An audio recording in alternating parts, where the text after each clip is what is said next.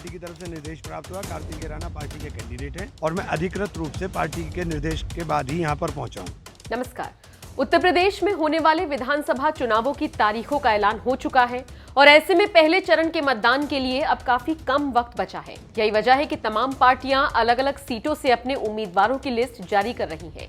इसमें कोई दो राय नहीं कि यूपी में बीजेपी और सपा में कड़ी टक्कर दिख रही है। राजनीतिज्ञों का कहना है कि किसी भी पार्टी की एक चूक उन पर भारी पड़ सकती है। यही वजह है कि ये नेता फूंक फूंक कर कदम रख रही है। खैर, इसी बीच यूपी के सहारनपुर से ऐसी खबर सामने आई जिसने सपा की टेंशन बढ़ा दी है। दरअसल सहारनपुर में नामांकन भरने के आखिरी दिन देवबंद विधानसभा सीट पर हंगामा हो गया।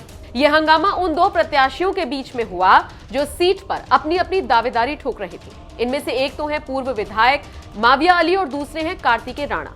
ये दोनों ही नेता अपने अपने समर्थकों के साथ नामांकन भरने के लिए पहुंच गए। एक ही सीट पर नामांकन को लेकर विवाद बढ़ गया। विवाद तो बढ़ना ही था क्योंकि एक सीट पर दो प्रत्याशियों को कंफ्यूजन जो हो गया।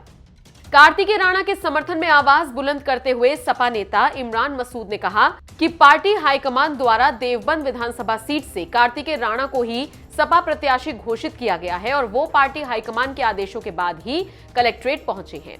जरा आप भी सुनिए इमरान मसूद ने क्या कुछ कहा। देखिए, मुझे तो लखनऊ से टेलीफोन आया तो मैं दौड़ करके सब काम यहाँ पे आया हूँ और पार्टी की तरफ से निर्देश प्राप्त हुआ। कार्तिकेय राणा पार्टी के कैंडिडेट हैं और मैं अधिकृत रूप से पार्टी के निर्देश के बाद ही यहाँ पर पहुँचा हूँ। तो कार्तिकेय राणा का नॉमिनेशन का एक सेट हमें दाखिल कराना है, वो दाखिल कराने के लिए आए। इसके अतिरिक्त मुझे तो इसके अलावा जानकारी नहीं कि किसको क्या किसने क्या जमा किया। आपको लगता है कि इससे कहीं ना कहीं नुकसान पहुंचेगा? अरे ये तो फायदे का बात है, ये तो फायदे की बात है कि अब आप देखें कितनी मारामारी हमारे यहाँ पार्टी के अंदर हो रही है। तो ये तूफान चल रहा है समाजवादी पार्टी का, उसका संकेत है, इसके अलावा कुछ भी नहीं है। भाजपा का कहना है कि सपा गुंडों की पार्टी। भारतीय जनता पार्टी ने पिछले 5 साल में उत्तर प्रदेश के अंदर गुंडा तो छोड़िए, डकैत राज बना करके रखा। पूरे उत्तर प्रदेश के अंदर हालत ख़राब कर दी। कौन सी जगह अपराध नहीं बढ़ा, कौन सी चीज़ें नहीं, क्यों अपना ही सरकार के अंदर अपना क्राइम रिकॉर्ड उठा के देख लेंगे तो आईना सामने नजर आ जाएगा कि कहाँ उत्तर प्रदेश के अंदर उन्होंने 5 साल में खड़ा करके रखा है। दूसरी तरफ माविया अली के समर्थन में आवाज उठाने वाले सपा के वरिष्ठ नेता जगपाल दास ने कहा कि माविया अली के पास ABC तीनों फॉर्म्स मौजूद हैं। C फॉर्म का मतलब होता है पहले प्रत्याशी को दिए गए सिंबल को पार्टी द्वारा निरस्त किया जाना। मैंने माविया के तीनों फॉर्म खुद जांचे और उसके बाद पार्टी प्रत्याशी के तौर पर उनके साथ जाकर नामांकन दाखिल कराया। अगर कार्तिकेय राणा के पास माविया के बाद का फॉर्म C है तो फिर वही सपा के अधिकृत प्रत्याशी माने जाएंगे। क्या कुछ कहा उन्होंने, जरा सुनिए। समाजवादी पार्टी का प्रदेश उपाध्यक्ष और स्टार प्रचारक हूँ समाजवादी पार्टी का।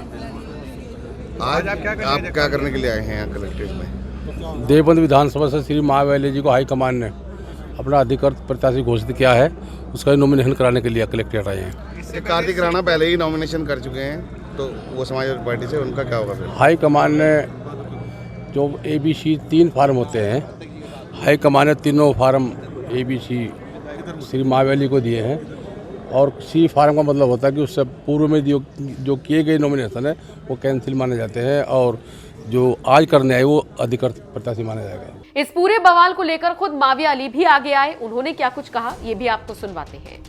समाजवादी पार्टी ने मुझे चुनाव लड़ने के लिए निर्देशित किया, सिंबल दिया। मैंने समाजवादी पार्टी के प्रत्याशी की हैसियत से, आज वो लास्ट दिन था, समाजवादी पार्टी की कैंडिडेट की हैसियत से सिंबल दाखिल कर दिया और पर्चा दाखिल कर दिया। उनका सिंबल कैंसिल हुआ है कि आपका वापस का हुआ?